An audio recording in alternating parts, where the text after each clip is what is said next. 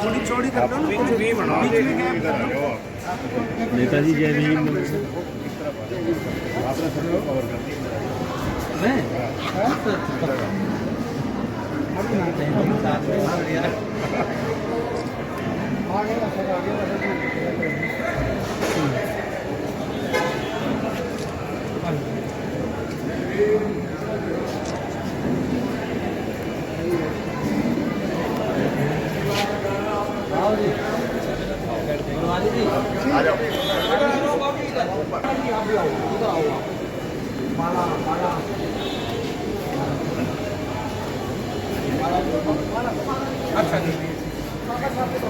जो भी है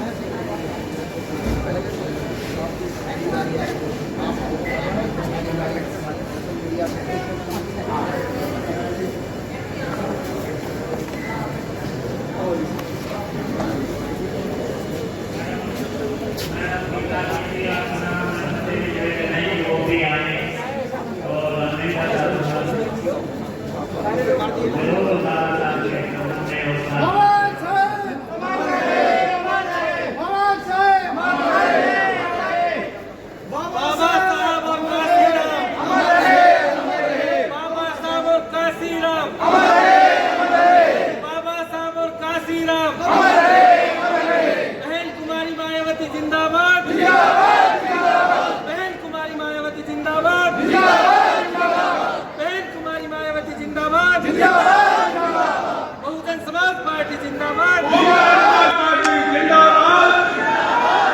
समाज पार्टी जिंदाबाद।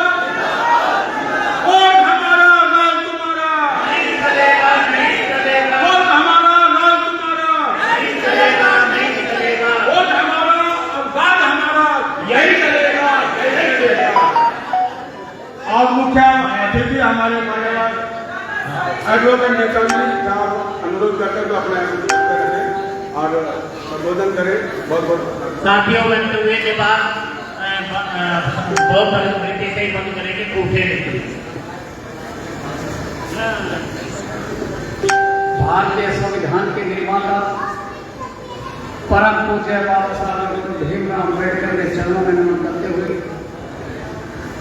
भारत की राजनीति में भूचाल पैदा करने वाले और मनुवादियों की नींव खोखली करने वाले बहुजन समाज पार्टी के संस्थापक साहब काशीराम जी को 19वीं श्रद्धांजलि देते हुए और भारत की राजनीति में यदि कोई किसी से डरता है तो बहन मायावती इस देश की चार बार सफल मुख्यमंत्री रही बहन मायावती जी को अपना आदर्श नेता मानते हुए आप सभी को जय भीम, जय भारत।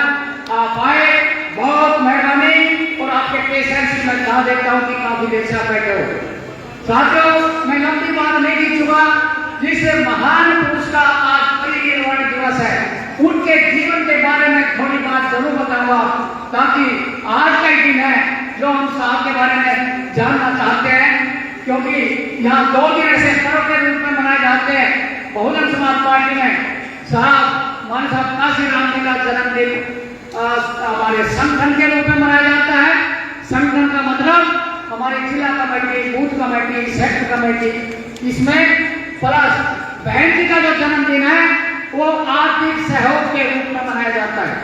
साथियों, अब मैं थोड़ी सी बात साहब काशीराम जी के बारे में रखना चाहूंगा। आप सभी को पता है साहब डीआरडी के अंदर साइंटिस्ट थे।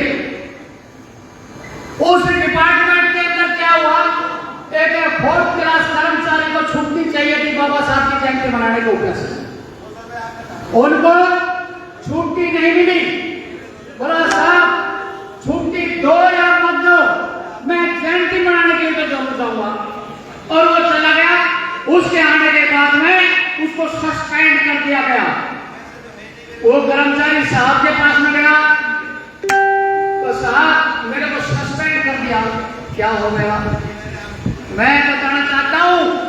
साहब को उसने सारी बात बताई। बोला मैं बाबा साहब डॉक्टर भीमराव अम्बेडकर की जयंती में गया था और ये लोग जलते हैं बाबा साहब की जयंती में, इसलिए उन्होंने मुझे सस्पेंड कर दिया।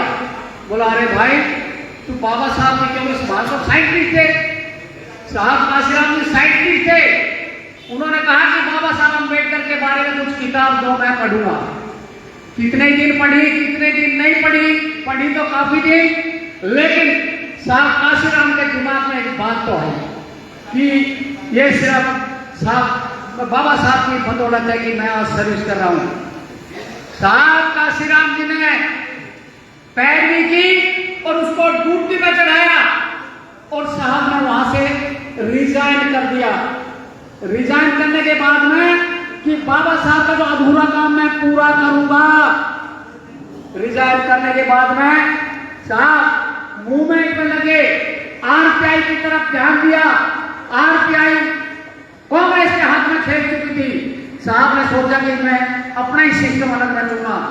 साहब साइंटिस्ट थे, जिसमें हमारे राष्ट्रपति अब्दुल कलाम जी वो भी साइंटिस्ट थे। अब्दुल कलाम जी मिसाइल बनाते थे, साहब बम बनाते थे। साहब ने कहा जब राजस्थान के अंदर साहब काशीराम जी का बम सफल परीक्षण हुआ, साहब ने कहा अरे मैंने बम किसके लिए बनाया है, जिसके लिए बम बनाया है वो विदेश में बैठा है। इस भारत के अंदर एक बम बना हुआ मनोवादी के पार्लियामेंट के अंदर फटेगा, वो उसका नाम बहुजन समाज पार्टी है। साहब काशीराम जी दिन रात लगा के काम करते रहे। इधर बलाचौर के एमएलए मूला सिंह की बेटी के साथ भी सगाई हुई। साहब ने कहा कि अब मैं जिंदगी में शादी नहीं करूंगा। मां की चिट्ठी है, बेटा तेरी सगाई हो चुकी है, शादी की डेट फिक्स करनी, तू आ जा। तो साहब ने चिट्ठी लिखी, मां जिस चेहरे के ऊपर कफन बना हो उस चेहरे के ऊपर सहरा नहीं बन सकता। मैं जीवन भर कोई रहूंगा अपना घर में बसाऊंगा, जब तक रहूंगा एक बहुजन समाज के लिए जीऊंगा, अपनी कभी शादी नहीं करूंगा, अपना घर में बसाऊंगा। साथियों, माता जी ने जब चिट्ठी पढ़ी, माता जी का दिमाग घूम गया कि मेरे बेटे के ऊपर तो किसी ने अबाल अबाल भूत प्रेत करा दिया। साहब की माता जी पहुंच गई साहब के पास। जब साहब खाना खा रहे थे तो माता जी ने वो पूड़ियां लेके आई थी, पता नहीं भभूत गोविंद की। जब साहब खाना खा रहे थे, माँ ने फूंक मार के साहब के खाने में वो डाल दी। साहब ने देखा माँ, ओहो कुछ करवा के आई है मेरे ऊपर। माँ इस काशीराम के ऊपर पूजा का कोई मंत्र नहीं चलेगा। आने वाले समय में काशीराम का मंदिर स्टेज में काम करेगा। मीटिंग हो रही थी, साहब का लास्ट समय हम समझते लास्ट रहता, उनको तो कुछ दिखाई दे जाता है, ऐसा लगता है कि साथ में एक बात बताना चाहता हूँ आप लोगों को। इस देश में हमारे समाज के बहुत नेता है। महात्मा ज्योतिबा फुले वो भी चले गए, मां सावित्रीबाई फुले वो भी चलेगी, साहू जी महाराज आए वो भी चले गए, बाबा साहब आए वो भी चले गए। एक दिन मुझे भी जाना है, लेकिन मैं एक बात बताना चाहता हूँ आप लोगों को। ये तो हमारे सामने की बात है कि हमने इस देश के अंदर, उत्तर प्रदेश के अंदर एक परीक्षण किया था। वो परीक्षण हमारा सफल हो गया। वो परीक्षण क्या था? 2 बार तो हमने मुख्यमंत्री बनाया। इतनी मेहनती, इतनी वफादार बाबा साहब की सच्ची सिपाही इस देश का नुमाइंदा बढ़ के इस देश के ऊपर राजपाट करेगी, कभी समाज के साथ धोखा नहीं करेगी। साहब का एक बहुत बड़ा सा बैठा हुआ था, बहुत महसूस कर रहे थे जैसे दिल में लगती है वो बात। इसलिए मैं आप सबको से कहना चाहता हूँ, मायावती की बात को कोई शक में मत लेना और जान की बात ये लगा करना। मायावती के एक बात के ऊपर तुम हिमालय पर्वत के माफी खड़े हो जाओ। साथियों, उसी दिन से आज तक मुझे 35 साल पार्टी में काम करते हुए बहुत लोग, स्वार्थी लोग आए और चले गए, उनको ऑफर मिली चले गए। 35 साल से लगातार कर रहा हूँ, कितने पार्टियों की ऑफर आई होगी मुझे। मैंने कभी नहीं सोचा ये मेरा घर है, मरूंगा तो इस घर में मरूंगा, जिंदा रहूंगा इस घर में। मैं संकल्प करता हूँ। बहन ने जो है बुलाया, मैंने रणनीति बेनीवाल जी ने बुलाया, हम बहन के पास गए, बहन के सामने वायदा किया। रणजीत सिंह बेनीवाल जो हमारे प्रभारी है, उन्होंने कहा बहन जी हरियाणा के अंदर सरकार बढ़ाएंगे। तो बोला ठीक है,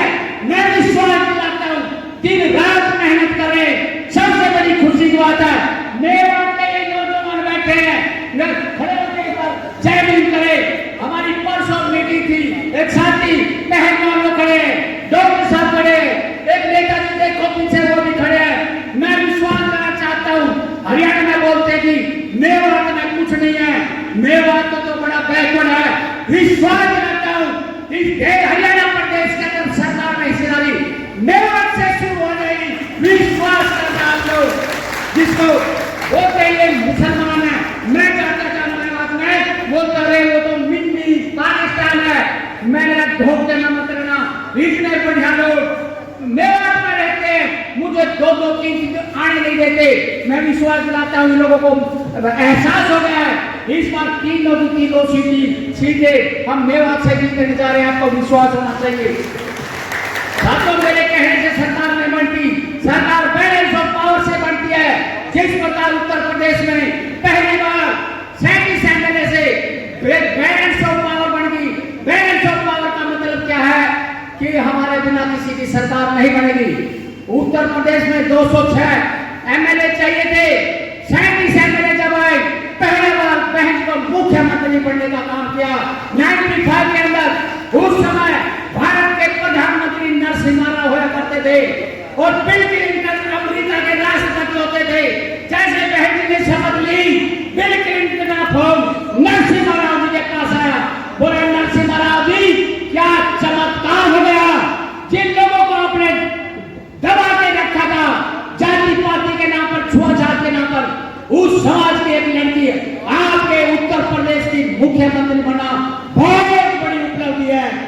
मालूम है नरसिम्हा राव जी ने क्या जवाब दिया? ये तो जय भगवान जी बोल रहे, उसके पास में उसकी कटिंग है जो ये बोला गया। नरसिम्हा राव जी ने जवाब दिया, बहुत इंपोर्टेंट बात है।